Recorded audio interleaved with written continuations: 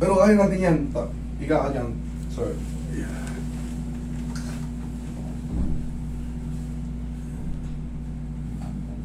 Ano siya na lang? Medyo mataba ng konti. Puro para siya. Diba? Para siya namamaga, napansin mo rin.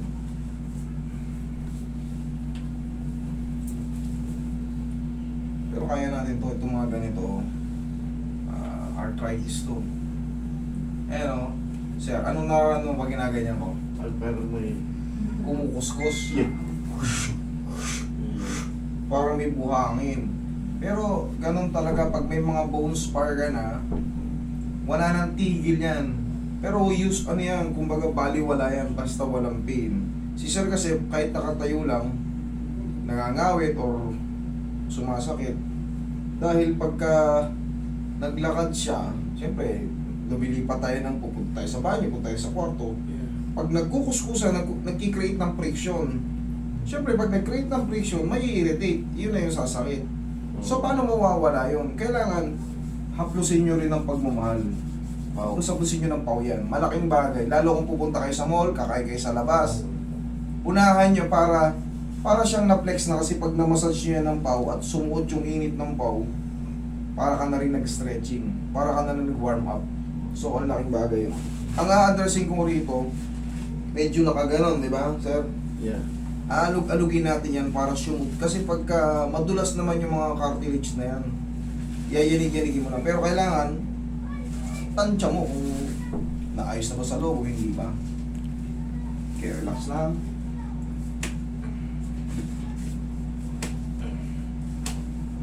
Isa pa. Tumunog. Isa yun sa parte ng adjustment. Kailangan papunugin. Pero kailangan tansya. Relax lang. Yan. Kailangan tansyado para hindi rin ma-dislocate. Ito na yung pao. Massage lang yan sa buong palibot. Lalo na kung saan yung pinakamasakit. Pero huwag yung didiinan ng todo. Always medium lang palagi. Kasi may hard. Medium lang, nadidiinan siya pero never aaray. Ganun lang. Kasi pag nabugbog nyo rin to, lalo lang sasakit.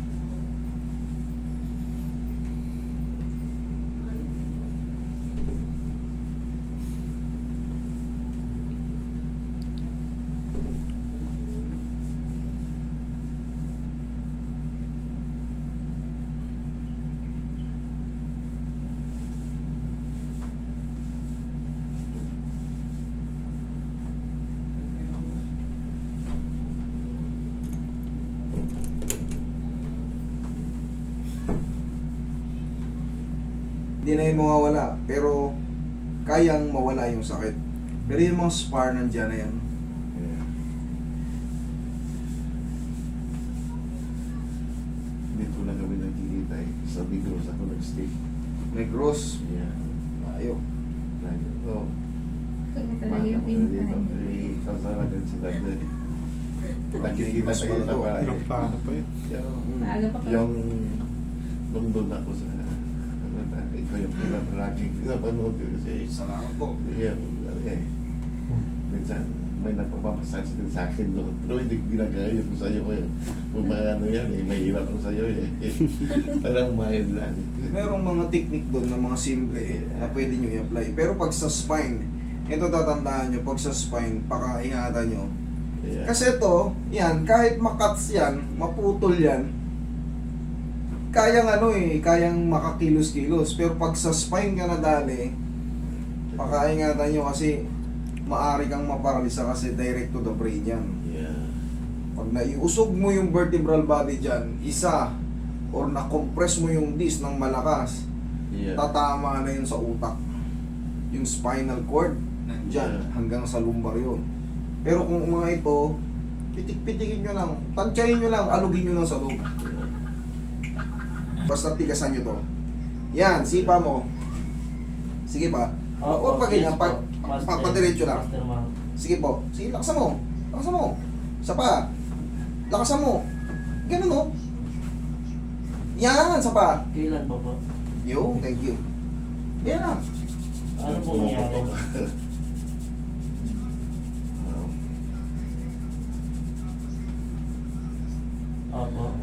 Last time nag-attempt ako dito, hindi ako talaga. Bakit? Kasi yung pagdating ko dito, yung Friday, wala parang Saturday at Sunday. Yung December, umuwi ako, tapos balik naman, buti ka, na-accept ako dito, langit. Kaya ito na. Hindi kayo nag-chat sa amin. Nag-x-ray po ba nila kagabi? Yung isang kapatid na. Ay, mga kapatid. Ang sasabihin nyo kasi, Nag-x-ray po nila kagabi. OFW po ako. Okay. Kasi May picture po priority sila po ng namin x-ray. yun. Oo. Kasi alam ko naman, limited time kayo. Oo. Pagka kasi normal booking, lalo pag day off namin, ay susubin namin, day off namin. Ganun po. Testingin nga, sir. Testing. Tignan mo kung ano.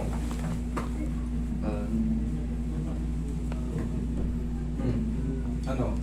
Kanina parang ano ako eh, parang hindi masyado Diin.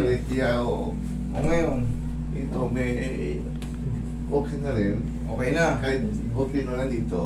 Okay, sige po kayo. Para, kasi may, nakikita nyo namamaga siya. Yeah. Ang sabi ni sir, ang eksakto, sige sir, ipaliwanag mo yung eksakto na ano. Yung pain, humina na or ano? Kumita na yung pain. Okay, ini-maintain nyo lang yan ng ganito. Kasi ngayon, mga ilang araw, huhupa na yun, yan. Kasi ano yan, may inflammation sa loob. Bunga ng arthritis. Lalo kung nakakakain tayo ng bawal. Kahit nga pansinin mo, pag may ganyan tayo, pag kumain tayo ng maalat, kahit nakahiga ka sa pinakamalambot na sopa o sa kama, magugulat ka para may kumikirot na hindi mo unexpected lang. Kumbaga, suddenly, ano yun? Parang, pag tayo mo, sakit na kagad. Wala ka namang ginagawa, hindi ka natumba. Dahil yun sa mga high purines na kinakain natin. So, magkikreate yun ng calcific. So, paano yan? Paano ang remedy niyan? Palagi nyo lang hahaplusin ng pau, tapos yung tinuko ko sa'yo. Pwede yung pau po eh, sige, ganito ka. Basta yan ang control, oh. Yan, sige lakasan mo. Yan, sa pa. Yan, tapos haplusin nyo ng pau. Basta sa mga ano lang hindi galing sa mga disgrasya sa motor tandaan nyo. Pero kung galing sa disgrasya, huwag nyo isipa kasi baka may dislocation. Yeah. Pero yung mga ganyan, mga spar lang, yayanig-yanigin nyo lang yan. Basta tandaan nyo, ito ang control na sa dulo. Safe yan, basta patiretso. Huwag nyo lang isisipan pag ano. Hindi na ako magmaniyo. Well, kahit na itadjak nyo na itadjak ngayon yan, kahit sa clutch. Okay. Walang, Sa clutch, Diyan pa lang kasi malalaman nyo na. Pag dinidiin mo ng ganyan, pag sumasakit dito, hindi mo din sa clutch. Pero kung naipupwersa mo, ibig sabihin, kayang tumagos sa clutch yan. Okay. Okay? Mga more than 100 kilometers pa yung Bacolod papunta sa amin. Sa ano kami sa province, parang sa farm sa Uma. Sige, ngayon tayo. Tingnan mo, check mo. Ano? Sa tingin nyo, Okay na. okay na. Okay na, thank you Lord.